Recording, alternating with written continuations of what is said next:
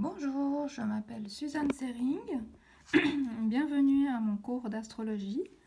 Donc, je vous propose ici, pendant ces courtes vidéos, de vous aider à interpréter un thème astral. Alors, bien entendu, je ne vais pas vous donner les connaissances de base en astrologie, je ne vais pas vous définir ce que sont les 12 signes, ni ce que représentent les planètes et les maisons, etc., etc. Mais je vais plutôt essayer de vous aider à vous retrouver dans tous ces symboles qu'on retrouve ici pour bien comprendre la personnalité et l'événementiel dans lequel le natif se dirige avec une carte, avec sa carte, son thème astral. Donc, je vous rappelle que ici se trouve l'ascendant, le milieu du ciel, le descendant, le fond du ciel. Et je vous rappelle donc que la roue des signes se trouve ici et que les planètes sont inscrites sur l'extérieur de ce cadran. Et donc, je vous rappelle également que les maisons indiquent les secteurs de vie et que les signes, l'occupation des planètes dans les signes, donne des traits de caractère. Alors ensuite, la corrélation entre les maisons et les signes vous montre dans quelle situation le trait de caractère prend acte. Donc, dans la précédente vidéo, je vous avais expliqué les différents cadrans et les traits de caractère que ça impliquait d'avoir un cadran plus développé qu'un autre et que le cadran prédominant donnait une directive dans le caractère de la personne. Et maintenant, dans cette vidéo, je vais vous parler un petit peu des éléments. Donc, des traits de caractère découlant des différents éléments, c'est-à-dire on comptabilise le nombre de planètes qui sont disposées dans chaque élément. Donc, je donne toujours un peu plus d'importance au Soleil, à la Lune, à l'ascendant. Je leur attribue plus de points. Donc, je donne des points aux planètes pour faire un calcul. Et ensuite, le résultat me donne l'élément prédominant de la carte. Donc, le Soleil, j'attribue 3 points ainsi qu'à la Lune. Ensuite, j'attribue 4 points pour l'ascendant. Pour les planètes personnelles telles que Mercure, Vénus, Jupiter et Mars, j'attribue 2 points pour chacune. J'attribue 2 points pour la Lune noire. J'estime qu'il faut la compter aussi parce qu'elle est très importante. Et pour les planètes transpersonnelles, j'attribue que 1 point par planète et j'attribue également 2 points pour le nœud nord. Je ne comptabilise pas de points pour le nœud sud, étant donné qu'il nous renseigne sur les vies passées, si on y croit, ou alors sur les qualités, les acquis de la personne, que la personne possède en arrivant sur Terre. Donc au début de sa vie, c'est là qu'on retrouve les qualités du nœud sud. Et normalement, si tout se passe bien, la personne se dirige vers le nœud nord, dans le courant de son existence. Sauf si, par exemple, dans ce cas, on peut voir que le nœud sud est à 14 degrés ici. Donc, il y a une planète qui est toute proche du nœud sud. Ça peut vouloir dire aussi qu'il aura des choses à régler dans cette vie. Et que donc ça peut vouloir dire qu'il est tiré en arrière, il a une responsabilité envers ses tiers. Ça peut vouloir dire qu'il a des dettes karmiques envers des personnes aussi. Donc il y a des situations qui le tirent en arrière, qui doivent le rendre responsable de certaines choses. Et souvent quand on a un nœud sud comme ça qui est très occupé par beaucoup de planètes, enfin entouré par beaucoup de planètes, c'est un petit peu des personnes qui ont des choses à régler et qui ne peuvent pas directement aller vers le nœud nord. Donc d'abord, elles doivent régler les choses pour pouvoir se diriger dans la direction de leur nœud nord. Mais sans parler de tout ça, on va d'abord essayer de déterminer quel est l'élément prédominant et pourquoi. Je vais vous expliquer pourquoi c'est important de savoir quel est l'élément principal sur un thème astral. C'est surtout, par exemple, si vous devez faire de la consultation ou même si vous analysez des amis ou des proches, vous pouvez tout de suite voir, par exemple, l'élément prédominant, il donne certains traits de caractère qui sont relayés à son élément. Par contre, le fait d'avoir justement, comme il y en a un qui est prédominant, alors certaines personnes ont un équilibre entre tous les éléments, c'est assez rare, mais ça arrive. Et quand vous voyez par exemple la prédominance d'un élément, et bien vous savez que vous avez par contre un élément qui est manquant. C'est-à-dire que vous avez un élément qui est sous-représenté ou sous-valorisé. Et cet élément a autant de choses à dire que l'élément prédominant. Donc c'est pour ça que c'est important de déterminer quels sont les éléments prédominants. C'est aussi pour déterminer ceux qui sont sous-représentés, donc qui vont avoir aussi un impact sur le psychisme de la personne. Et en faisant ce calcul, petit à petit, je vais vous apprendre à reconnaître en fait toutes ces caractéristiques qui peuvent déjà d'emblée vous donner certaines indications importantes concernant votre consultant ou le natif que vous avez dont vous avez besoin d'analyser la carte. Alors ici, on va comptabiliser. On peut voir que le signe du Sagittaire est occupé par 4 points ici. Ensuite, on a la Lune, donc 3 points. Et on a la Lune noire, ça fait 7, ça fait 9 points. 9 points pour les signes de feu. Ensuite, on comptabilise les signes de terre. Alors, déjà, on peut dire que 9 points, ça veut dire qu'on est presque sûr que ça fait partie des dominantes, le signe de feu. Alors, je vais vous expliquer en 2 mots ce que représente une dominante de type feu. Alors, ça représente quelqu'un qui est intrépide, visionnaire, combatif, intéressé par le futur, qui va de l'avant, qui a de la force, de l'énergie, du courage, qui aime le spectacle, la mise en scène, qui est sportif, qui aime bouger, qui aime la marche, qui entreprend, se projette, comme je l'ai dit, dans le futur, donc intéressé dans le futur ou est capable de se projeter en avant dans des situations ou dans le futur, de par le fait qu'il est visionnaire. Il aime répandre sa force ou son optimisme autour de lui. Donc c'est vraiment quelqu'un qui peut vous donner la motivation d'aller en avant. C'est vraiment quelqu'un qui peut être un moteur dans une situation pour aller de l'avant, pour s'en sortir ou pour un projet, etc. Donc c'est vraiment quelqu'un qui est très intéressant, très dynamique. Par contre, il a peu de réalisme concernant l'aspect matériel des choses ou le sens de la sécurité. Et par contre, il s'investit corps et âme dans de nouveaux projets. Il aime s'investir dans le monde du spectacle. Il voit grand, il voit loin, il est intuitif. Il voit également ce qui pourrait marcher, donc de par le fait qu'il est visionnaire, il a tout de suite une conscience de ce qui peut marcher, de ce qui ne peut pas marcher. Il découvre les potentiels de chacun, donc c'est un découvreur de trésors, c'est quelqu'un c'est un chasseur de tête. Il fait fi des considérations matérielles ou terre à terre, souvent, c'est-à-dire qu'il ne faut pas trop lui demander d'avoir un sens pratique ou de réparer des choses. C'est pas à lui qu'il faut demander ce genre de choses. Par contre, il se rend compte des potentiels d'une situation. Il met à profit aussi son potentiel. Il est capable de motiver les autres. C'est un feu de l'esprit.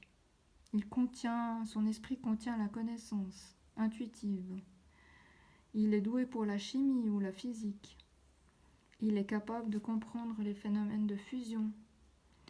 Il a une compréhension des phénomènes complexes exactement aussi. Et il a un besoin de stimulation. Donc quelqu'un qui est du signe de feu, vous le remarquez tout de suite, même sans avoir fait son thème astral, c'est quelqu'un qui bouge beaucoup. C'est quelqu'un qui est visible de loin parce qu'il déploie énormément d'énergie dans ses gestes. C'est quelqu'un qui capte l'attention tout de suite. Souvent, quand vous voyez quelqu'un qui a beaucoup de signes de feu, c'est quelqu'un qui, en général, passe pas inaperçu. Il y a quelque chose qui dégage de lui. Et donc, souvent, c'est à cause des signes de feu. Ensuite, on regarde les signes de terre, parce qu'ils viennent en deuxième. Donc, on a d'abord le feu, la terre. Ici, on voit que dans le signe du taureau, il n'y a rien. Dans le signe de la Vierge, il y a Saturne. Et dans le signe du Capricorne, ici, il n'y a rien. Donc, on peut dire tout de suite que l'élémentaire est sous-représenté dans cette carte que par 2 points Saturne. Donc, quand on a un élémentaire qui est sous-représenté, Eh ben, ça indique justement quelqu'un qui n'est pas très terre à terre, quelqu'un qui a de la peine avec les choses concrètes de la vie, quelqu'un qu'il ne faut pas ramener justement dans les choses concrètes de la vie parce que c'est un idéaliste avec le côté feu et donc toutes les choses pragmatiques, ça l'intéresse pas beaucoup. Donc, si vous voulez en faire votre femme de ménage, elle aura beaucoup d'énergie, mais elle essaiera plutôt de vous instruire que de s'appliquer à faire le ménage. Donc, une personne comme ça, elle a besoin de quelqu'un qui exécute ses ordres en fait et qui accomplit ses tâches quotidiennes. Parce que là, c'est pas quelqu'un qui va vous nourrir, vous faire à manger avec un manque comme ça de signes de terre. C'est pas du tout quelqu'un qui s'implique dans le matériel. Donc, ça peut déjà vous indiquer ça. Ça peut aussi vous indiquer que tout ce qui est relatif à la Terre, c'est vraiment quelque chose avec lequel ils ne se sont pas à l'aise. Et même à la limite, c'est quelque chose qu'il va essayer de déléguer sur d'autres personnes. Donc, il ne va pas se sentir responsable de tout ce qui concerne le matériel. Avec une position comme ça veut dire que vraiment, si vous avez à tondre le jardin, il ne faut pas lui demander, hein, parce que là, il n'y aura personne. Et puis, il y a des petites choses comme ça qui font que même quand il verra lui des personnes qui s'intéressent à faire pousser des haricots, par exemple, eh ben, il ne comprendra pas du tout leur enthousiasme à cultiver un champ. Ça lui paraîtra rébarbatif et ennuyeux de s'occuper des choses matérielles, en fait. Donc, c'est vraiment quelque chose qui ne va pas du tout le motiver et l'intéresser. Donc dans ce sens, on peut tout de suite voir que dans cette carte en particulier, vu que l'élément terre est sous-représenté, le fait de ne pas en avoir, ça donne cette caractéristique. Ensuite, on regarde l'élément air qui vient ensuite à la suite de l'élément terre. Donc ici, on a deux planètes transpersonnelles. On a le nœud nord, donc ça fait déjà 4 points. Pour la balance, on a l'ascendant, ça fait 8 plus Uranus, ça fait 9. Et ensuite, on a encore Jupiter et Mars dans le signe du Verseau. Donc, on rajoute encore 4 points, ce qui nous donne 13 points. Donc là, on était parti sur une dominante signe de feu. Et en fait, non, c'est une dominante signe d'air qui est ici. Qui n'était pas forcément visible que si on fait le compte comme ça. Donc là, on a une dominante de signe d'air qui est très représentée dans cette carte. Alors les signes d'air, quand on arrive aux signes d'air, qu'est-ce que ça donne les signes d'air? Alors les signes d'air, c'est un signe qui vit dans le registre des idées, des spéculations, des possibles. Il a besoin de se réinventer, il aime débattre, il aime discuter, il aime échanger, il aime communiquer. Il a de la suite dans les idées, toujours une réponse à tout. Un esprit puissant, connaissance abstraite. Il connaît la philosophie, il a beaucoup étudié. Il est capable de répandre son savoir. Il a un esprit qui voyage, qui est en mouvement, en changement. C'est un opportuniste. Il sait saisir les occasions. Il a aussi la compréhension et l'étude, l'analyse, le mûrissement. Le voyage, les échanges, c'est ce qui le passionne. L'étude de la communication, le journalisme, par exemple. Répandre ses connaissances, la diffusion, les livres, Internet, les transactions, le troc, tout ce qui est l'échange. Il a beaucoup d'idées, c'est un découvreur, un inventeur, un innovateur, quelqu'un qui améliore une situation, qui réfléchit donc à une situation en vue de l'améliorer. C'est quelqu'un qui ne tient pas en place, mais dans le sens de l'agilité, pas dans le sens de l'énergie. C'est quelqu'un qui n'aime pas la monotonie également. Il se ressource essentiellement dans l'échange. Il a besoin de contact, il a besoin d'échanger ses idées, de discuter, de parler. C'est une personnalité légère, qui aime rire, qui est insouciante. Elle peut parfois manquer de réalisme, évidemment, vis-à-vis de l'œil du signe de terre. Il manque de réalisme et de concrétisation de ses idées, mais toujours du point de vue de l'angle d'un terrien. Il peut manquer d'énergie ou de motivation pour concrétiser ses idées, également du point de vue du signe de feu ou du signe de terre. Et il peut aussi changer d'idée, ça c'est le propre de signe d'air, c'est qu'il peut être mobile, il peut être malléable. Il est surtout dans son mental. Il parle tout le temps, il a son esprit qui est en fusion, et il a une grande largesse d'esprit. C'est-à-dire qu'il peut comprendre beaucoup de choses. Si on lui explique, il est capable de comprendre beaucoup de choses, l'élément R.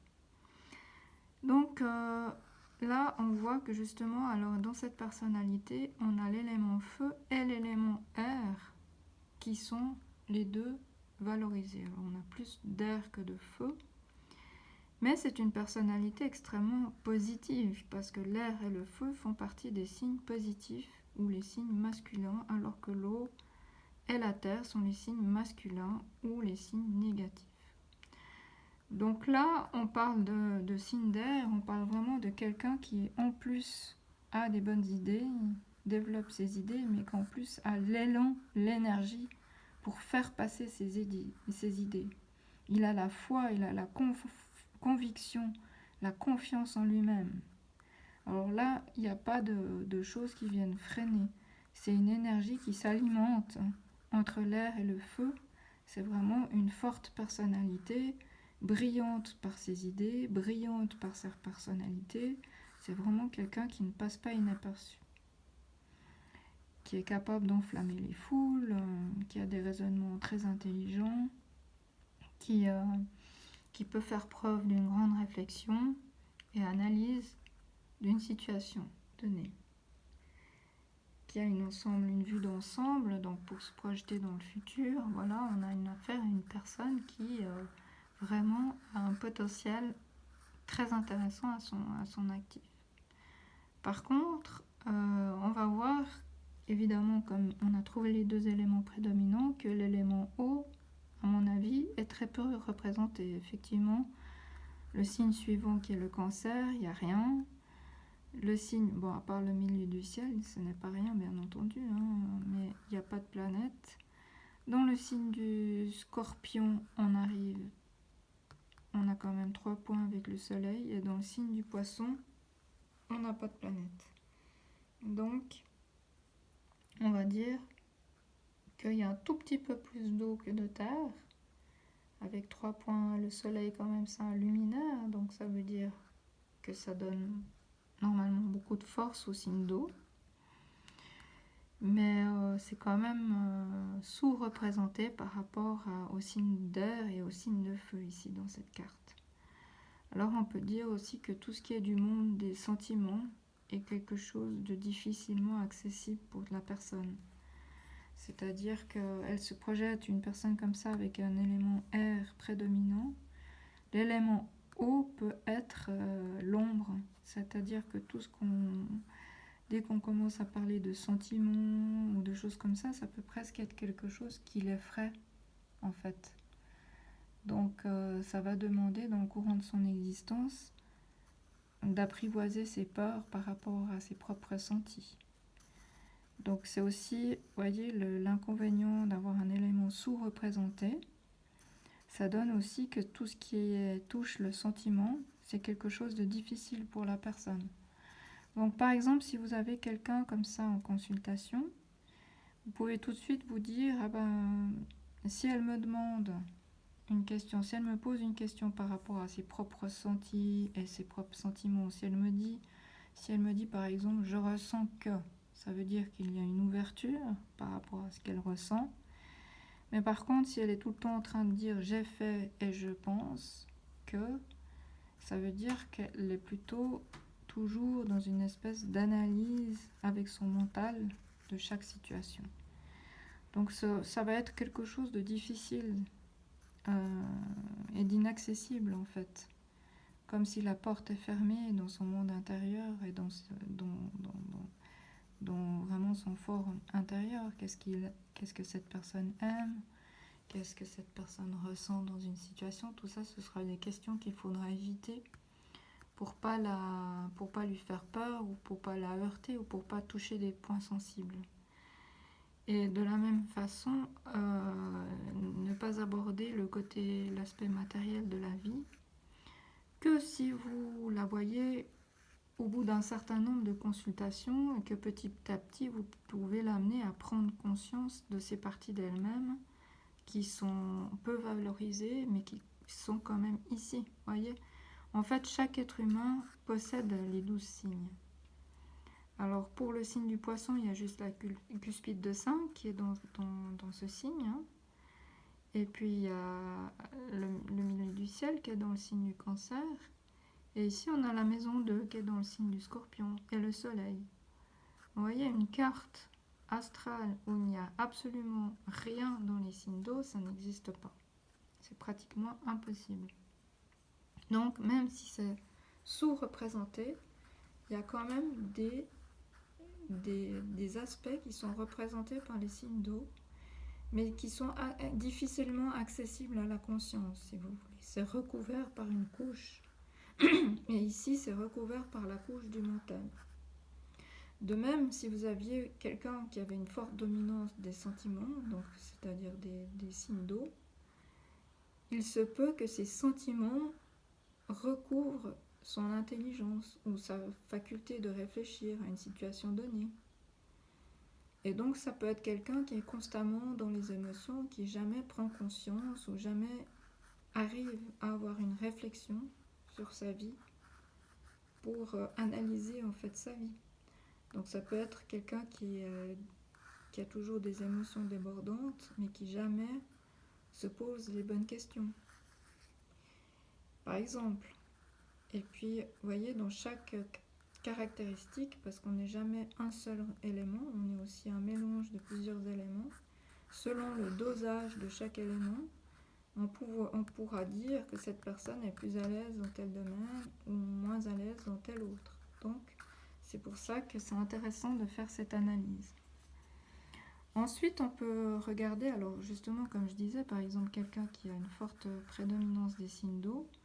Alors, au contraire de ce que j'ai dit avant pour les signes de feu et les signes d'air, c'est plutôt quelqu'un qui est vraiment dans son sentiment, dans son émotion, dans son imagination, qui vit sur les battements de son cœur, qui est à l'écoute de ses ressentis et de ceux de son entourage, qui surfe sur les vagues de ses sentiments, qui diffuse ou qui aime susciter les émotions chez autrui, qui comprend les autres au niveau psychologique, émotionnel, qui éprouve de l'altruisme, de la compassion pour l'autre, et donc qui est amené à aider, entraider, à proposer des soins.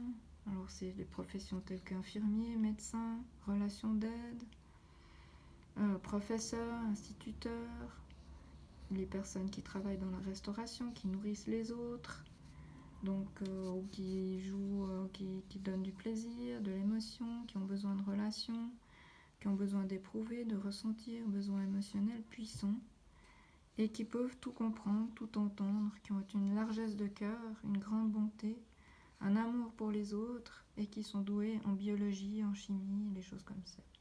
Souvent, c'est des personnes qui vivent leur monde relationnel de façon fusionnelle. Donc, ils disent toujours nous, jamais je. Et donc, c'est vraiment des personnes... Ou alors, le signe de la balance aussi, il est capable de dire toujours nous et jamais je. Mais après, bon, on va regarder dans les caractéristiques, c'est surtout le poisson qui dit toujours nous. Et le cancer est plus un signe qui est particularise. Hein. Donc, le scorpion, c'est un signe d'engagement. Donc là, on peut voir les différentes particularités des signes d'eau. Et puis, si on parle des signes de terre, alors les signes de terre, qu'est-ce qu'ils donnent comme caractéristiques? Alors, c'est des signes de construction, d'élaboration, d'ancrage dans la matière, de concrétisation, de spéculation, d'organisation, qui ont un sens de la réalité, qui ont un sens de l'analyse pour des profits à obtenir, qui ont une objectivité sur le plan purement matériel, qui sont proches de la terre ou de la nature. Donc c'est là qu'on trouve les agriculteurs, les architectes. Ils construisent dans le sens matériel du terme. Donc ça peut être un projet immobilier, ça peut être le commerce, du massage également, parce que c'est aussi, le massage fait partie des signes de terre, donc on a besoin d'un contact physique.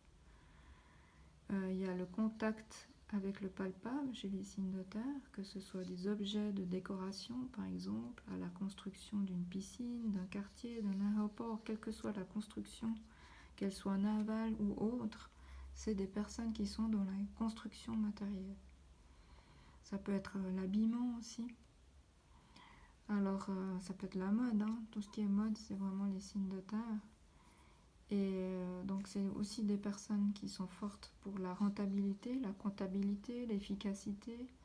Elles ont des compétences visibles dans le concret, donc au niveau technique, l'habileté, nettoyage, entretien, réparation, vue dans le concret, sens pratique, esprit technique. Ces personnes terre aiment la vie saine, une alimentation saine, équilibrée. Ils aiment ce qui est naturel, la vie tranquille, sédentaire, rythmée, monotone. Ils ont besoin de tranquillité, se ressourcent dans le calme, besoin de méditer, d'être rassurés par des situations régulières, sans imprévu. Ils aiment particulièrement la régularité et ils manquent de largesse d'esprit par contre. Donc ça, c'est toutes les caractéristiques des signes de terre. Et donc vous voyez bien que quelque part la terre et le feu s'opposent, que l'eau et l'air s'opposent également. Et donc c'est pour ça qu'on parle du phénomène d'ombre. Quand on a un élément qui est survalorisé, l'élément qui est sous-représenté en fait représente l'ombre, représente ce qui est difficile et ce qui est peu accessible. Et donc c'est pour ça que c'est une image négative qu'on projette sur les autres.